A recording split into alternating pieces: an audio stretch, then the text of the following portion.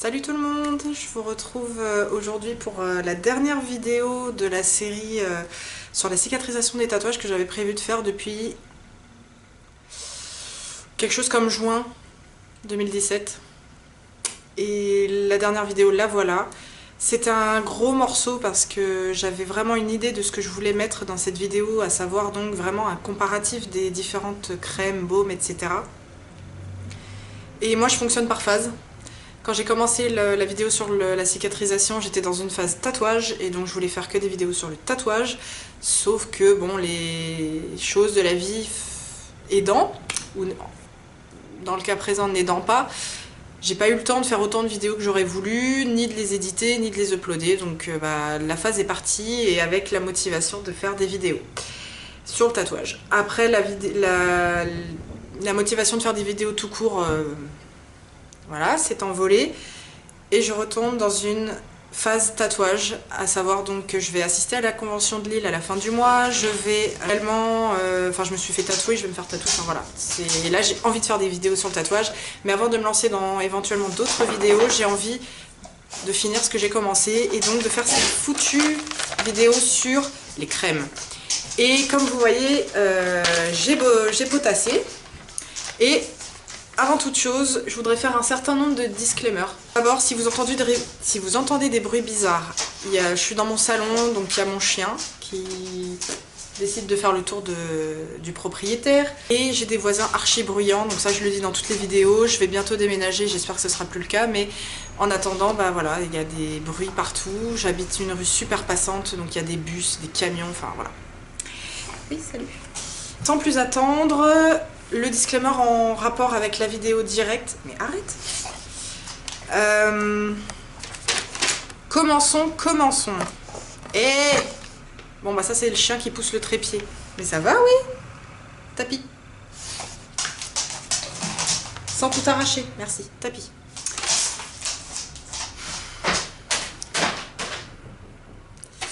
Donc, même si tout le monde s'en doute parce que ma chaîne est rikiki comme ça et que c'est pas avec le débit de vidéos que je poste que ça va le faire, mais bon, cette vidéo n'est pas sponsorisée.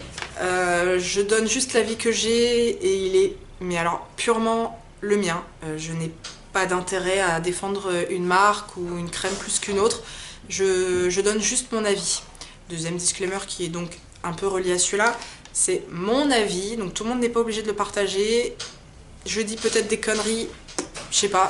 En tout cas, j'ai essayé de me renseigner et de donner un avis que j'espère un minimum intéressant et surtout pas trop débile. Mais voilà, tout le monde n'a pas forcément le même ressenti que moi, ça se respecte. Mais voilà, c'est juste mon avis, ma vidéo, ma chaîne, donc je donne mon avis.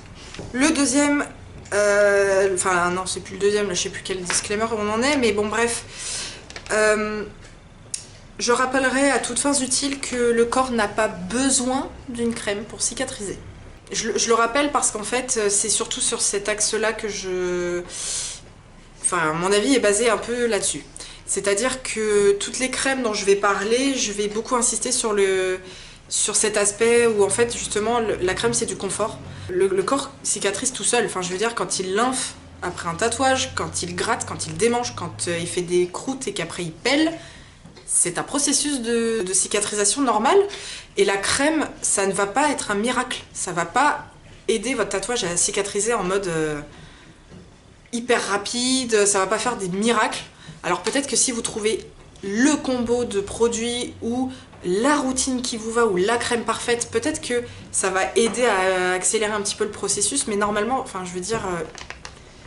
même s'il y a des étapes qui sautent, la cicatrisation, enfin personne n'y coupe, hein. C'est pas je me fais un tatouage et paf, la semaine d'après, tout est nickel, quoi. Il y a quand même un processus. Et même s'il n'est pas exactement le même, ni tout aussi, enfin pour chacun, et qu'il y en a pour certains, ça va être long, pour d'autres, ça va être moins long. Voilà, la crème miracle qui permet de tout squeezer, moi j'y crois pas. Voilà. Donc, moi les crèmes miracles qui soi-disant accélèrent tout, etc., j'y crois pas. Gros bullshit pour moi. Et surtout, je pense qu'il faut pas trop non plus en attendre, hein. Une crème c'est une crème, ça aide, ça apaise les tiraillements, ça hydrate, ça permet d'avoir un prétexte pour masser un peu la zone et du coup voilà. Et il y a peut-être des actifs cicatrisants, hydratants, comment dire, antiseptiques un petit peu aussi qui vont aider. Mais voilà, il n'y a pas de solution miracle. Dernier disclaimer, produit naturel, ça ne veut pas forcément dire produit safe. Il faut faire attention à ce qu'on met sur sa peau à tous les niveaux. Je veux dire, il faut faire attention à la composition, mais il faut faire aussi attention aux propriétés de chaque produit. C'est-à-dire que les huiles essentielles, par exemple, ce sont des produits naturels, sauf que des huiles essentielles, ça brûle. Donc à utiliser pur sur un tatouage frais, c'est de la grosse connerie. Voilà, donc je préviens d'avance dans cette vidéo, je vais faire un peu de l'abus de langage, dans le sens où quand je vais parler de produits chimiques, ce sera par opposition à produits naturels. Ce qui est une grosse connerie, puisque de toute façon, chaque produit est un produit chimique. C'est un peu con de parler de produits chimiques versus produits naturels. Moi, c'est plus dans le sens produits issus de la pétrochimie opposé à produits naturels de mère nature. Et évidemment, quel que soit le produit que vous choisissiez d'utiliser, faites un test avant de l'appliquer sur votre tatouage en cours de cicatrisation. Je le répète, c'est une plaie, donc soit dans l'intérieur du coude, soit sur le poignet. Ce sont des peaux quand même assez fines, donc si elles doivent réagir, elles réagiront. Et autant vous dire que si la peau saine réagit, eh ben ça n'augure rien de bon pour un tatouage frais et une peau lésée. Et sans plus attendre, entrons dans le vif du sujet. Alors, j'ai 1, 2, 3, 4, 5, 6, 7, 8 crèmes, enfin 8 produits dont je vais vous parler avec les compositions pour certains, etc. Et je vais vous dire ce que j'aime et ce que j'aime pas dans ces produits. Je vais faire par ordre croissant, on va dire. Donc ceux que j'aime le moins jusqu'à ceux que j'aime le plus, que je les ai essayés ou pas. Parmi les crèmes que j'aime le moins, on va commencer par celle que je déteste le plus. Roulement de tambour. La Bepanthen. Voilà. Alors je sais qu'il y a énormément de personnes qui l'utilisent quand elles font la cicatrisation de leur tatouage. La majorité en sont satisfaites. Très bien, moi je déteste. C'est la toute première crème que j'ai utilisée quand j'ai fait mes cicatrisations pour mes tout premiers tatouages. En soi, j'ai pas grand chose à lui reprocher, enfin j'avais pas grand chose à lui reprocher à part que bon, c'était un peu gras et puis que ça colle et bon voilà. Mais moi ça me fait ça avec toutes les crèmes, donc j'avais pas grand chose à lui reprocher de plus quoi. En plus c'était pratique, si t'as le cul rouge, tu t'en fous sur le cul et ça fait du bien. Donc non, moi je crois que c'était une bonne crème. Et puis je me suis un petit peu intéressée à la composition et là j'ai un petit peu déchanté. Je vais vous expliquer pourquoi. Alors, dans la Bepanthen, crème, hein, je précise, pas pommade. Vitamine B5. Bon, soit. Lanoline. Alors la lanoline, qu'est-ce que c'est? C'est de la graisse de laine. Donc en gros, la graisse de la laine du mouton. Donc pour les vegans, moyen. Qui a pour but d'être un émulsifiant protecteur. Mettons. De l'alcool cétylique. Émulsifiant. Donc 2 émulsifiants. Tu te dis, bon, ok. De l'alcool stéarylique, émulsifiant. Bon, 3 émulsifiants, enfin je sais pas, un ça suffit peut-être. Après un truc absolument imprononçable, mais je vais essayer. Hexadyldecyl phosphate dipotassique. J'ai pas trouvé à quoi ça servait. Encore des noms, mais tu sais même pas ce que c'est en fait. Tu lis le truc, tu te dis ouais ok d'accord très bien, à tes souhaits quoi. Et j'ai appris à me méfier des étiquettes que quand tu les lis, tu comprends rien en fait. Tu te dis c'est quand même bizarre, mais bon. Il y a d'autres produits, donc conservateurs, émollients, ok, des humectants, donc ce qui permet en fait de retenir l'eau. Humectants, conservateurs, etc. Bon. Et là, il y a un nom quand même dans la composition du produit, tu sais, qui m'a fait tilt parce que je me suis dit ça, enfin bon, c'est un nom super compliqué mais ça m'évoque quelque chose. Tu vois, je sais pas, ça faisait tilt, je me dis je sais pas, j'ai déjà entendu ça quelque part. Recherche Google. Phénoxyéthanol. Conservateur, ok. J'ai juste tapé ça, hein, phénoxyéthanol sur Google. Mes premières recherches, enfin mes premiers résultats. Hein. Pourquoi faut-il avoir peur du phénoxyéthanol? Ok. Phénoxyéthanol. Quels sont ses dangers? Ok. Les 6 conservateurs les plus dangereux à éviter. Moi je pense que ça parle de lui-même, enfin je veux dire, j'ai pas du tout envie de foutre sur une peau lésée, abîmée, un produit qui contient des conservateurs, des noms imprononçables, des tas de produits différents qui font tous la même chose, enfin qui ont apparemment la même fonction, émulsifiant, donc en gros qui permet de mousser, ou enfin de... Ouais, si, de lier les produits entre eux, les différents produits qui composent la crème, de faire en sorte que ça s'étale bien, de retenir l'eau et tout ça. Bon, ouais, ok. Il n'y a absolument rien de naturel là-dedans, à part éventuellement la lanoline, quoi. Tu te dis, bon. Puis bon, phénoxyéthanol, enfin, je crois que rien que ça... Voilà, quoi. Donc, next. La deuxième crème, alors ça va aller vite. Easy Tattoo. J'ai pas réussi à trouver la composition sur internet. Pourtant j'ai cherché, ça se trouve vous allez la trouver en 2 secondes, mais moi, pas moyen. J'ai pas eu moyen de trouver la composition. Moi je la fous dans la catégorie grosse merde à éviter, parce que, je sais pas, enfin, sur le site même de la marque, impossible de trouver la composition. Elle y est peut-être, mais j'ai pas envie de farfouiller dans tous les coins du site internet pour trouver la composition d'un produit que je vais foutre sur ma peau. Donc, next. Ensuite, la crème Yalusé, ou Yalusette. Je sais pas trop comment ça se prononce. Alors, la compo, pareil, il y a plein de produits dedans, mais genre plein.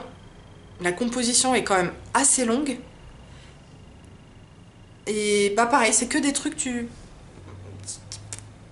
sais pas, enfin tu lis le truc, tu sais même pas ce que c'est, quoi. Bon, acide hyaluronique.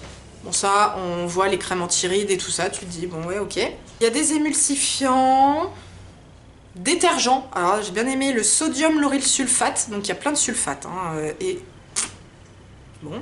Il y a des parabènes, des méthyl et propylparahydroxybenzoate, donc ce sont des parabènes, hein, j'ai cherché, qui donc font des régulateurs, des conservateurs, régulateurs de pH, masquent les odeurs. Le tout dernier ingrédient, c'est de l'eau.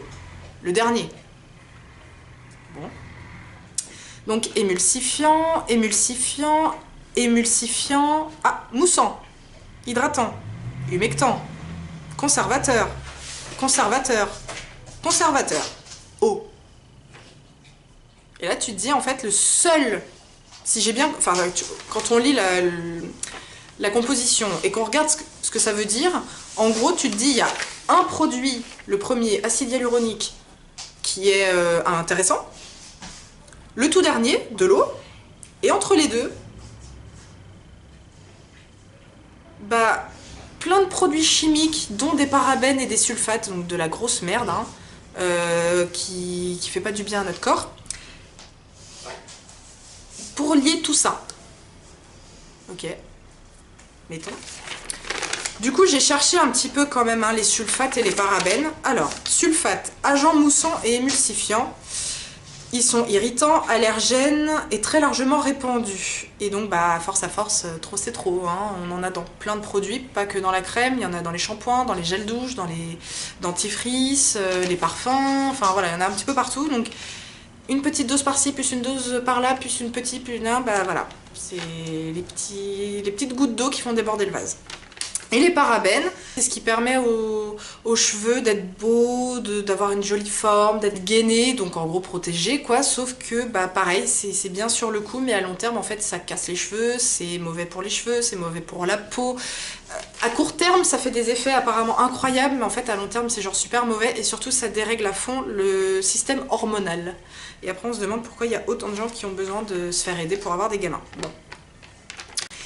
Voilà, donc j'ai envie de dire Yalusé à la poubelle. Ensuite, une crème qui a pourtant excellente réputation, la Cicalfate. J'hésite toujours entre Cicalfate ou Cicafalt. Mais non, Cicalfate. Donc d'Avène. Premier ingrédient, eau thermale Avène. Bon, jusque là, voilà, ça me pose pas de soucis. Après, du caprylique, triglycérides. Bon, c'est un nom barbare, mais en fait, apparemment, ça veut juste dire huile de coco dénaturée. Bon. Ok. Donc là, tu dis, bon, noix de coco, ça passe. J'aime pas ça, mais mettons. Paraffine liquide, aussi appelée huile minérale. industrie pétrochimique. Là, tout de suite c'est moins... Ouais non, moi là c'est rédhibitoire pour moi. Hein. Huile végétale hydrogénée. Ouais, quelle huile? On sait pas. De la glycérine, de l'oxyde de zinc. Alors l'oxyde de zinc c'est du colorant blanc. Donc c'est ce qu'on trouve dans les écrans solaires, ce qui fait que c'est aussi blanc. Et aussi du coup c'est ce qui fait que c'est protecteur. Mais c'est de la... apparemment c'est pas top top non plus pour le corps. Alors il y a un nom, j'ai même pas trouvé ce que c'était. Et c'est mais juste imprononçable. Polyglycéryl 2 sesquisostéarate. De la sauce à la rate. Ok. J'ai pas trouvé à quoi ça servait. PEG 22 dodécylglycol copolymère. Émulsifiant. Enfin voilà. Octosulfate. Ou octasulfate, j'arrive même pas à me relire. Pareil, j'ai pas trouvé ce que c'était. Aluminium machin, truc muche. De la cire d'abeille. Du sulfate de cuivre. Du sulfate de magnésium, de la cire de paraffine, du sulfate de zinc. Enfin voilà, pareil, c'est plein de sulfate. Je crois que c'est sans parabènes, enfin voilà quoi. Et pareil, c'est plein de produits, dont certains issus de l'industrie pétrochimique, donc en gros dérivés du pétrole, hein, ni plus ni moins, on va pas chercher plus loin. Je pense qu'il y a des alternatives plus saines, donc pourquoi s'emmerder avec une crème à la composition relativement pourrave. Pareil, ok, l'eau thermale d'Avène c'est très bien, mais tout ce qui suit, tu te dis, mais pourquoi? Pourquoi? C'est plein d'émulsifiants, décolorants, déshydratants mais complètement artificiels, émulsifiants, colorants. Hydratant, ouais, ok. Liant, stabilisateur, astringent, antimicrobien. Bon, ça c'est bien, ok, mais antimicrobien c'est mieux, une crème qui chope pas tous les germes une fois que tu l'ouvres. Mais je sais pas, c'est trop. Trop d'ingrédients bizarres, tu sais, enfin, si tu fais pas 20 minutes de recherche internet, tu sais même pas ce que tu fous sur ta peau. J'aime pas. Ensuite, dans le truc... Enfin, dans les produits que je ne recommanderais pas, et pourtant c'est un produit naturel qui est plutôt pas mal, le gel d'aloe vera. Pourquoi? En fait, je le recommande pas vraiment seul, parce que le gel d'aloe vera, c'est un produit donc, qui est issu de la plante, hein, l'aloe vera, qui est très bien, surtout si vous le prenez 100% naturel, bio, tout ça, donc ça coûte une blinde, mais c'est plutôt pas mal, ou si vous l'extrayez vous-même... Enfin, par exemple, c'est un hydratant qui est super pour les peaux grasses parce que justement ça régule le sébum. Sauf que si la peau sur laquelle vous mettez le gel d'aloe vera n'est pas particulièrement grasse, et juste normale voire sèche, ça va juste accentuer le côté sec. Et ça risque plutôt d'aggraver les tiraillements, d'aggraver le sentiment d'inconfort. Et c'est exactement ce qu'une crème n'est pas censée faire quand on la met sur un tatouage. Quitte à ne pas aider, enfin même si ça ne fait rien sur l'action cicatrisante en elle-même, au niveau confort, je crois que c'est juste carrément le sens inverse de la route qu'on souhaite prendre, donc ça sert à rien. Après, si vous la couplez à une huile végétale, pareil, la plus naturelle possible, avec, enfin, sans additifs, etc. Si vous trouvez la bonne huile qui vous correspond, pourquoi pas à essayer, mais moi j'ai pas tenté. Honnêtement, je vous ferai pas de retour là-dessus et j'ai pas forcément non plus un avis tranché parce que j'ai pas essayé et je connais personne qui a essayé, donc à voir, je pense à voir. Vraiment là je me prononcerai pas trop. En parlant des huiles, alors il y en a qui les recommandent, d'autres qui disent d'éviter. Dans la plupart des crèmes que je vais vous conseiller, que je vais dire qu'elles sont top, il y a des huiles. Donc en soi, les utiliser pures, je vois pas trop l'inconvénient.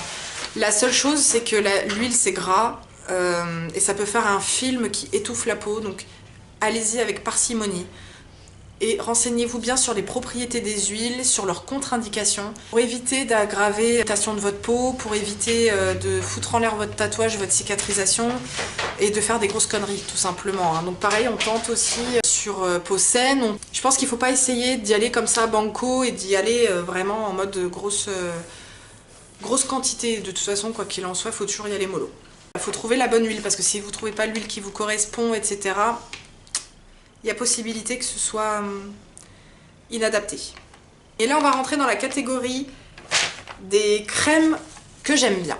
J'en ai essayé qu'une sur les 3 dont je vais parler. Et comme je fais une cicatrisation sèche, vous savez bien, c'est qu'elle ne m'a pas convenu. Mon expérience, c'est mon expérience, je ne parle pas pour les autres, donc peut-être que vous, ça vous ira très bien ou pas du tout, ça se respecte. Alors, il y a la Green Skin, qui contrairement à ce que son nom indique, est française. C'est un tatoueur français qui l'a mise au point, qui l'a produit en France avec des produits 100% naturels et avec un emballage 100% recyclable. Elle est vegan et sans test sur les animaux, complètement cruelty free. Donc ça, j'ai envie de dire, c'est le top du top. Voyons la compo. Beurre de karité, donc si on est allergique au latex, on évite. Cire de riz, ok. Huile d'olive, huile de germe de blé, macérat de calendula, huile essentielle, vitamine E. Bon, les huiles essentielles, j'ai pas détaillé combien il y en avait, mais il y en avait quand même pas mal. Alors, comme on sait que les huiles essentielles, ça peut faire du tort à une peau fragile, je dirais qu'elle est peut-être pas adaptée à tout le monde. Si vous avez la peau sensible, à essayer, ça se trouve ça passera très bien, mais à garder à l'esprit qu'il y a quand même pas mal d'huile essentielle dans cette crème et que potentiellement elle pourrait ne pas convenir. La Hustle Butter, donc elle est américaine, cette crème, me semble-t-il. Enfin en tout cas elle est pas française, ça c'est clair. C'est la crème que j'avais utilisée, j'avais pris le gros pot sur Amazon. Je l'ai utilisée jusqu'au bout mais plus comme hydratant parce que ça sentait bon quoi. Mais pas tellement sur les tatouages au final parce que ça collait quand même. Moi même si j'en mets pas beaucoup, ma peau elle absorbe vraiment pas très bien. Elle met du temps et moi le matin avant d'aller bosser, j'ai pas le temps d'attendre 1 heure que ma peau absorbe tout avant de m'habiller. Alors qu'est-ce qu'il y a dedans? Du beurre de karité, du beurre de mangue, de l'aloe vera, de l'huile de coco, huile de tournesol, huile de riz, extrait de feuilles de romarin, extrait de feuilles de thé, vitamine E, huile essentielle de menthe, essence de papaye et de noix de coco. Donc là pareil, complètement vegan et il me semble cruelty free. Donc pareil, à ce niveau-là, c'est top top. C'est une crème qui quand même reste assez grasse, due au beurre, aux huiles, etc. L'huile essentielle de menthe, ça peut être un peu allergisant et faire des réactions. Donc pareil, c'est toujours la même chose. Si vous avez la possibilité de prendre des petites quantités, des petits contenants pour essayer, parce que si ça vous convient pas, bah, après vous vous retrouvez avec un produit sur les bras, c'est con. Essayez de vous en procurer des petits formats, des petits contenants pour tenter et si ça vous convient, nickel, allez-y à toute patate. Si ça vous convient pas, bah, essayez autre chose. Et la dernière crème qui pareil est française mais par contre celle-là n'est pas vegan, ce sont les Jardins de Zélie qui ont une crème spéciale tatouage, cicatrisation de tatouage. Elle est naturelle et bio, mais par contre elle n'est pas vegan parce qu'il y a de la cire d'abeille. Donc huile d'amande douce, beurre de karité, cire d'abeille, extrait de propolis, extrait de calendula, huile essentielle de lavande fine. Moi, j'aime bien. Je lis la truc, je comprends à peu près de quoi que ça cause. Ce sont des noms qui me parlent, voilà, qui m'évoquent quelque chose. C'est pas une liste à rallonge. Et chaque ingrédient, et ça c'est valable pour les 3 crèmes dont je viens de parler, la Hustle Butter, les Jardins de Zélie, la Green Skin, ce sont des produits naturels. Ce sont des noms qui globalement me parlent, même des choses simples, relativement simples. Je dis pas que c'est forcément sans danger parce que comme je vous l'ai dit, les huiles essentielles ça peut brûler, ça peut irriter et on peut être allergique à tout et n'importe quoi dans la vie. Donc ça se trouve vous allez être allergique à un des ingrédients et vous n'allez pas pouvoir mettre cette crème. Mais globalement on lit la composition, on n'a pas besoin de passer 1 heure dans le dictionnaire ou sur l'observatoire des cosmétiques comme je l'ai fait pour préparer cette vidéo pour comprendre ce qu'il y a dedans quoi. Et c'est là où en fait je vais du coup défendre mon point de vue. C'est que moi, quand je dis produits chimiques, c'est-à-dire produits pétrochimiques, j'aime pas, enfin moi j'ai pas envie de foutre des dérivés de pétrole. Enfin je veux dire, des dérivés de pétrole, il y en a aussi pour conduire les voitures quoi. C'est archi polluant. Aller chercher du pétrole foré, on le fait dans des pays qui sont parfois des pays pauvres dans le sens où le pétrole est détenu par des minorités qui s'en mettent plein les fouilles et les habitants de ces pays-là ne sont pas forcément privilégiés et ne bénéficient pas forcément de cette industrie. Ça pollue au niveau de la production des produits dérivés, que ce soit le plastique, les cosmétiques, l'essence, etc. C'est que de la grosse merde. Enfin, je veux dire, le plastique ça pollue, l'essence ça pollue, tous les carburants polluent. Et du coup, utiliser des produits qui viennent encore de tout cet univers et le foutre sur une peau qui est fragile, moi ça me gonfle. Sachant qu'il y a des alternatives. C'est pas comme si on ne pouvait pas faire autrement. Je refuse en fait de participer à tout ça et d'utiliser ces produits-là. Maintenant, c'est mon choix, à moi, et je ne l'impose à personne. Toujours est-il que moi je voulais faire cette vidéo pour partager mon point de vue et surtout peut-être permettre à des gens de se rendre compte qu'il y a des alternatives. C'est sûr que la Cicalfate, la Yaluset, la Bépantène et tout ça, ça se trouve facilement en pharmacie, mais c'est pas parce que c'est vendu en pharmacie que c'est de la bonne qualité, que c'est de la bonne cam et que c'est bon pour vous. Ça marche peut-être, mais je pense que c'est pas bon pour autant. C'est pas parce que ça fonctionne. J'attends d'une crème qu'elle hydrate. Ah cool, elle hydrate. Oui, mais à quel prix?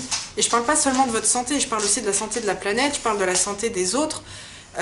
Est-ce que des produits dérivés du pétrole, qui donc sont ingérés dans notre corps, à travers notre peau ou autre, et qui se déversent après à travers nos urines, ou quand on se rince à la douche, etc., et donc rentrent dans le circuit de l'eau potable, est-ce que c'est forcément le choix qu'on a envie de faire?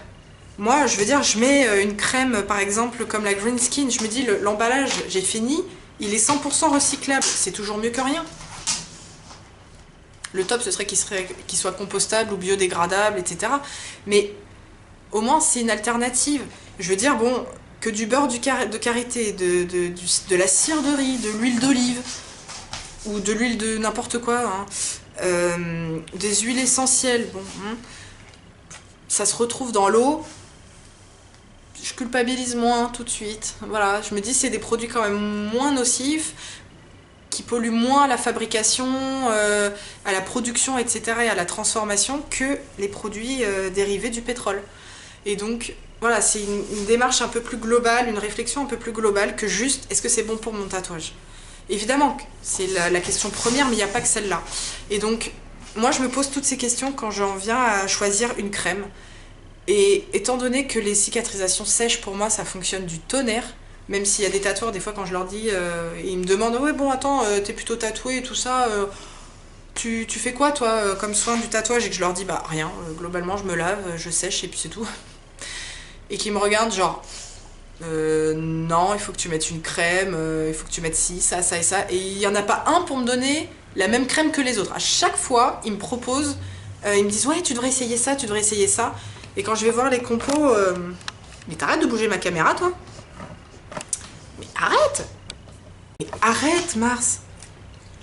Quand je vais voir les compos, je vois ça, j'ai pas envie. Enfin, franchement...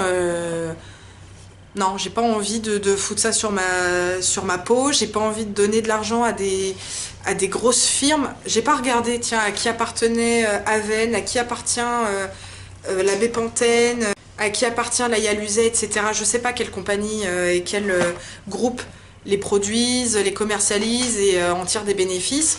Mais je me doute que c'est souvent sûrement des gros labos quand même.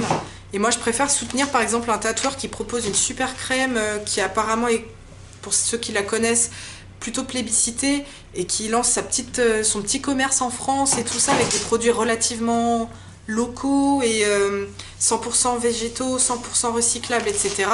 Plutôt qu'un mastodonte, je sais pas, comme Bayer ou je sais pas. Je crois que la Bépantène ça appartient à Bayer.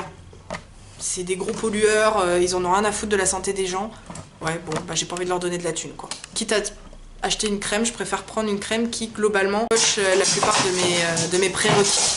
Désolée, le chien se fait un kiff sur les fils qui traînent par terre. Donc il fait un boucan pas possible. Je n'ai pas parlé des crèmes comme la Scared Tattoo, non, je sais plus. Je sais plus son nom, enfin bref, j'ai pas fait toutes les crèmes parce que cette vidéo est déjà suffisamment longue. Le principe est toujours le même, regardez à qui ça profite. Est-ce que ça vous profite à vous? Est-ce que ça profite à un groupe? Quand vous payez une crème, est-ce que ça va dans la poche de qui ça atterrit? Et du coup, quels sont les projets derrière? Est-ce que c'est un tatoueur qui essaye de vivre de sa passion et qui lance un produit qu'il pense être bon pour vous et pour lui aussi? Ou est-ce que c'est une grande firme qui s'en met plein les fouilles, qui participe, je sais pas, à la déforestation, à la pollution, etc. Voilà. Est-ce que ça va être un produit qui va être bon pour votre peau, mais vraiment, genre, est-ce qu'il y a des conservateurs, est-ce qu'il y a des sulfates, des parabènes, ou pas? Parce qu'après, on pense ce qu'on veut, mais voilà, les parabènes, les sulfates, c'est pas bon. Donc, est-ce qu'on peut les éviter? Oui. Est-ce que ça vaut pas le coup d'essayer? Si. C'était mon avis, j'espère que cette vidéo vous aura plu, et comme le chien et le chat insistent pour être sur la vidéo, je vais vous les montrer et vous les présenter par la même occasion en mode vite fait. Hey!